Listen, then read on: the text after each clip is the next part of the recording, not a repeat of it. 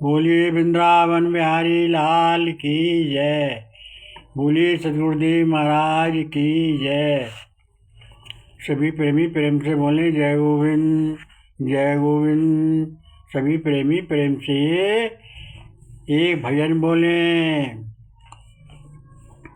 हम बुलाते जो भगवन नहीं आओगे, हम बुलाते जो भगवन नहीं आओगे, सारे जग में न भगवान कहलाओगे।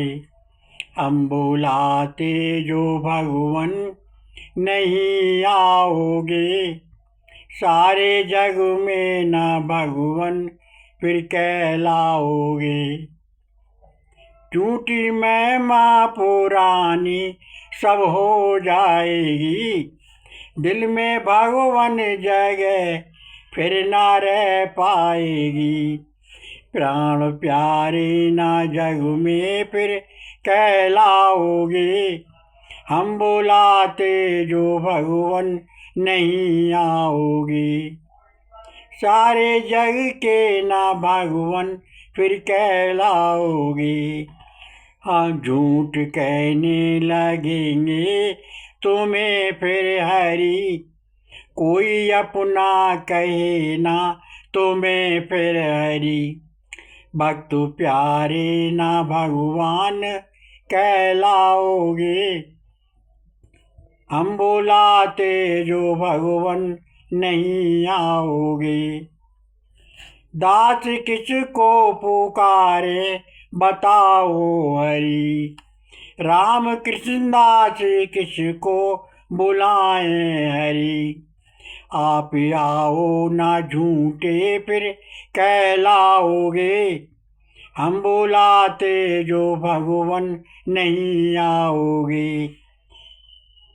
कृष्ण हमको दरस अब दिखा जाइए, हम बुलाते तुम्हें कृष्ण आ जाइए। हम बुलाते तुम्हें कृष्ण आ जाइए। सत्यदेव ना जग में फिर कहलाओगे, सत्यदेव ना जग में फिर कहलाओगे। हम बुलाते जो भगवान नहीं आओगे, हम बुलाते जो भगवान नहीं आओगे। हम बुलाते जो भगवान नहीं आओगे। बोलिए वृंदावन बिहारी लाल की जय। सभी प्रेमी प्रेम से संकीर्तन बोले। कृष्ण बोलो हरे कृष्ण बोलो, कृष्ण बोलो हरे कृष्ण बोलो, कृष्ण बोलो हरे कृष्ण बोलो, कृष्ण बोलो हरे कृष्ण बोलो, कृष्ण बोलो हरे कृष्ण बोलो, कृष्ण बोलो हरे कृष्ण बोलो, कृष्ण बोलो हरे कृष्ण बोलो। बोलिए भगवत्सल भगवान की जय, सतगुरुदेव महाराज की जय। सभी प्रेमी प्रेम से सत्संग सुने।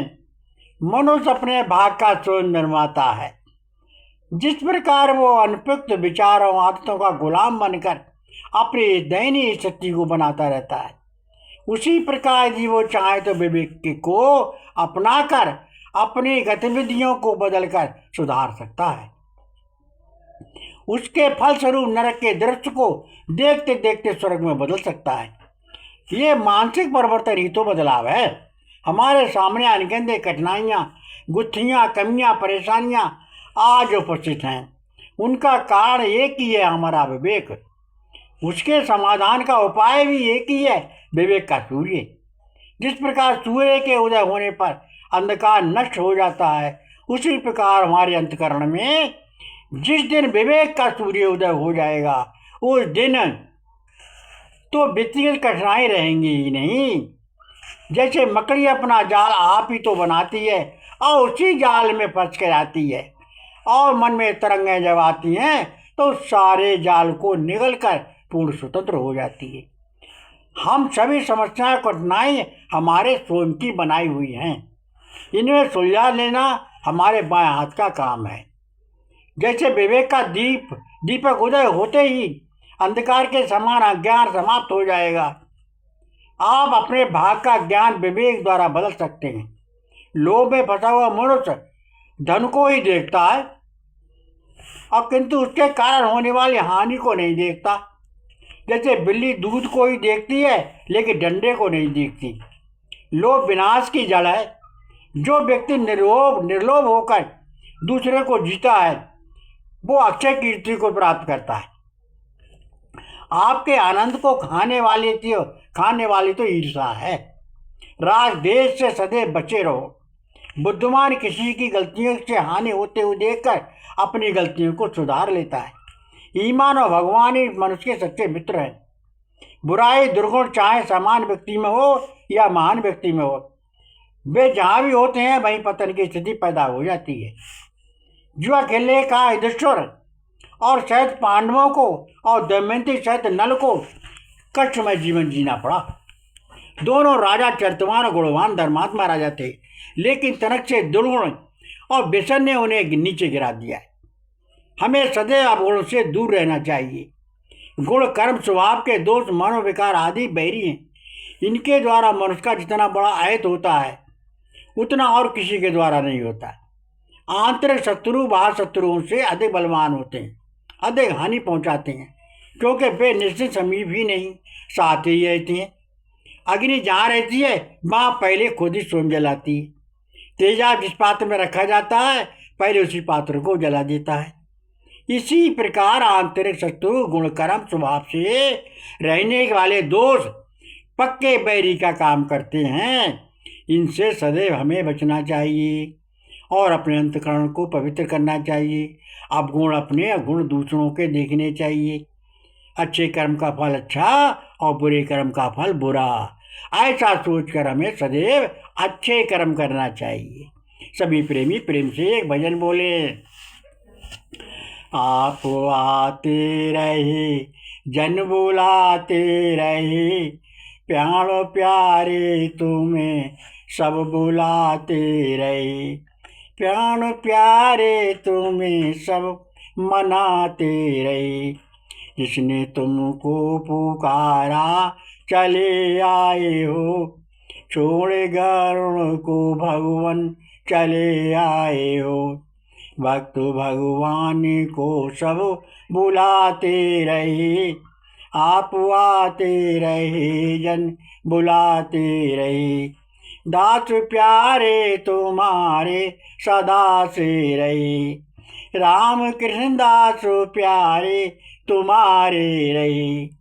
दास भगवान सदा तुम बनाते रहे, आप आते रहे जन बुलाते रहे।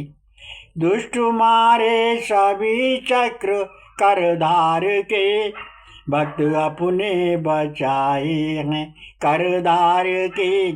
लाज भक्तों की अपने बचाते रहे, आप आते रहे जन बुलाते रहे।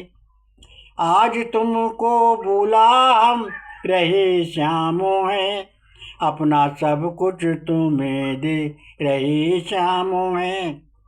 रदर्श अपना सदा तुम दिखाते रहे, आप आते रहे जन बुलाते रहे।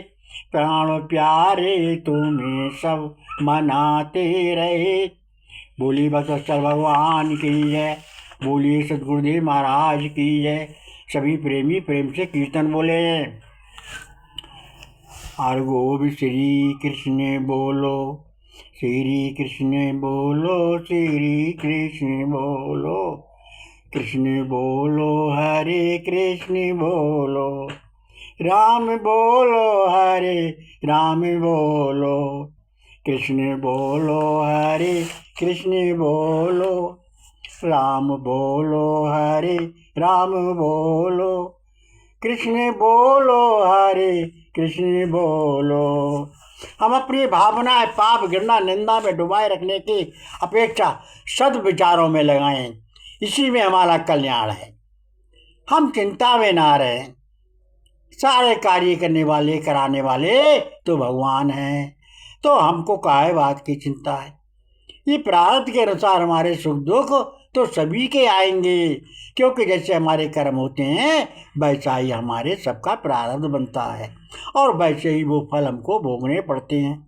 हम कोई ऐसा कार्य ना करें जिससे हमारी आत्मा को धिक्कारे कोई। अपनी अंतरात्मा को जीतता है वह बाहर संसार को जीत लेता है। मन बुद्धि इंद्रियों को जो जीत लेता है, जो आत्मज्ञान में स्थित हो जाता है, वो अनावश्यक, अनुपयोगी और आवांछनीय विचार मन में उठने लगे तो समझ लेना चाहिए कि हम भगवान से दूर को जा रहे हैं। एक नास्तिक राजा एक साधु की बड़ाई सुनकर उसके पास गया। साधु ने उसकी ओर ध्यान ही नहीं दिया और अपने कुत्ते पर हाथ फेरता रहा। राजा ने क्रोध में आकर कहा, तू बड़ा है या तेरा कुत्ता? साधु ने उत्तर दिया, हम तुम दोनों से ही कुत्ता बड़ा है। जो आपने अपने एक टुकड़ा देने वाले मालिक के दरवाजे पर पड़ा रहता है, और हम तुम एक भगवान का नाम भी नहीं लेते जो हमको सब कुछ देता है। आनंद मिलने पर उसका नाम भी नहीं लेते। राजा की आंखें खुल गईं और वो प्रभु का सच्चा भक्त बन गया, एक नास्तिक आस्तिक बन गया।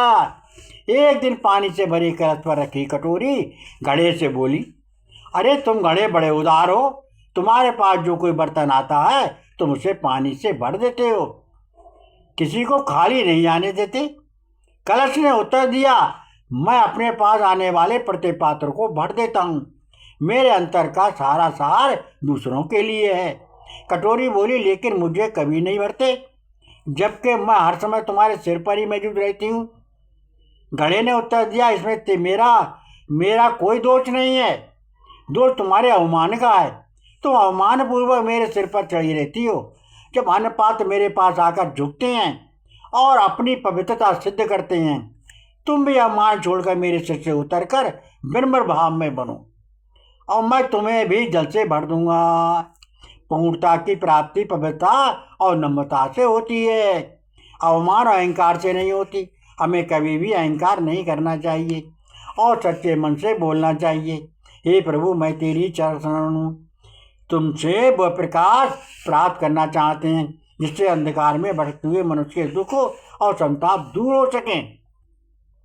प्रभु सतबुद्धि दीजिए जिससे लोग मंगल की उमंग मन में बनी रहे, शरीर से सत्कर्म, मन से सद्विचार और अंतकरण से सद्भाव अपनाएं।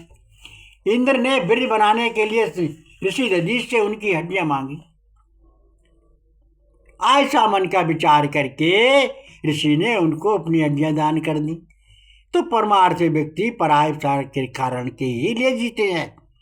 ऐसा मन का विचार करके नाम लो, दूसरों को नाम लिवाओ। बोलिए सतगुरु।